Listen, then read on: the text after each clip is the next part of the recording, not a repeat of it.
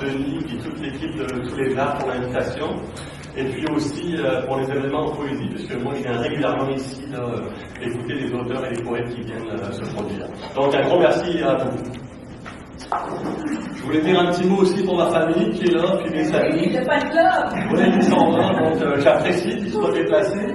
Puis aussi, il y a quelques amis poètes, donc Flora qui a parlé tout à l'heure, qui a lu, qui est une poète très prometteuse. Il y a aussi Sylvain Turner qui est là, que, comme poète et comme personne j'aime beaucoup. Puis il y a aussi Zoé Empereur, donc que je salue. Est-ce qu'ils peuvent se lever pour qu'on fasse finissant? Bah absolument, s'ils veulent.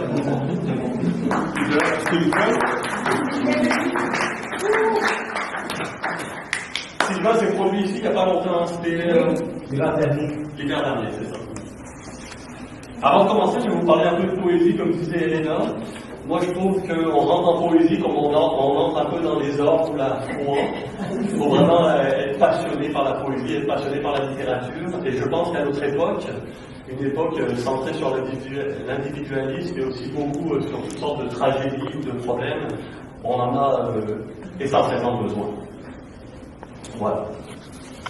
Les aspirations vont de plein d'auteurs. En fait, je crois que la poésie, ça commence par la lecture.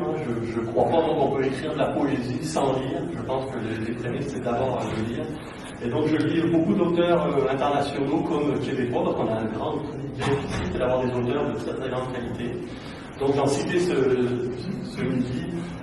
J'aime beaucoup Hélène Dorion au Québec, Denise Deshôtels, j'aime beaucoup Martine Audet, Normand Bellefeuille, il y en a plein d'autres, j'en oublie, etc.